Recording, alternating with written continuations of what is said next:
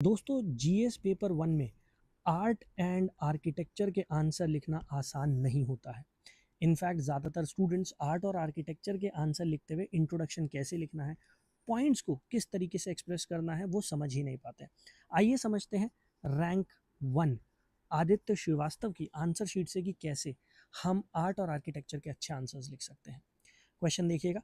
The traditional theatre forms of India reflect the ideals and emotions of the society and an individuals role in community, discuss with examples.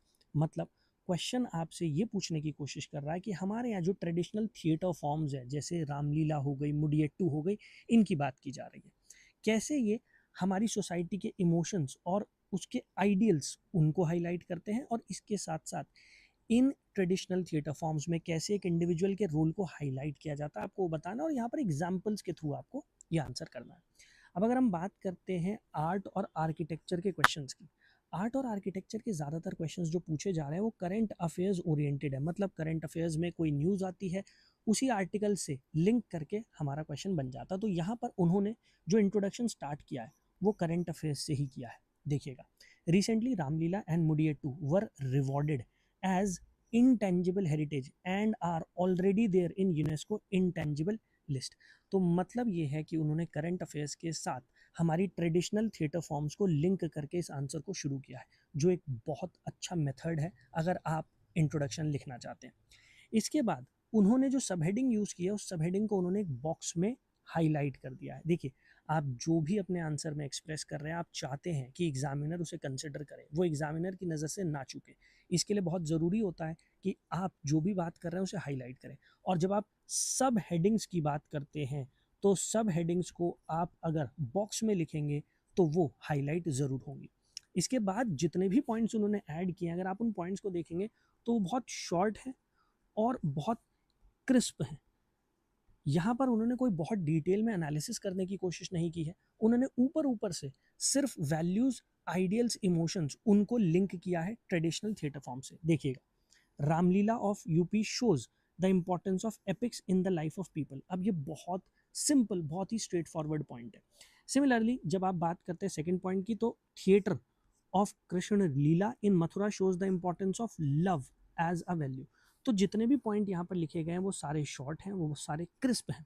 इसका मतलब ये है कि UPSC short crisp points को marks देती है, और यहाँ पर आपको ज़्यादा डिटेल में जाकर बात करने की कोई रिक्वायरमेंट नहीं है।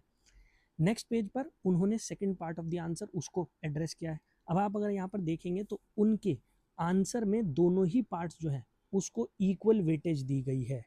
दोनों ही पार्ट्स के लिए उन्होंने लगभग एक पेज इस्तेमाल किया है। अब सेकंड पार्ट में हाईलाइट करना था इंडिविजुअल का रोल कम्युनिटी में। अब यहाँ भी जब आप पॉइंट्स को देखेंगे तो बहुत शॉर्ट क्रिस्प पॉइंट लिखे गए हैं, और जो भी मेन बात उन्होंने कही है उसको उन्होंने अंडरलाइन किया, दैट मीन्स हाईलाइट किया। जैसे पहले पॉइंट में role of individual shown as altruistic by these values. Second point है respect for the elders as promoted by Ram for Dasharath. Third है Orissa style of theatre promote the values of marine life centricity. और चौथा है Ram Koothu of Tamil Nadu promotes Purushottam way of life for individual.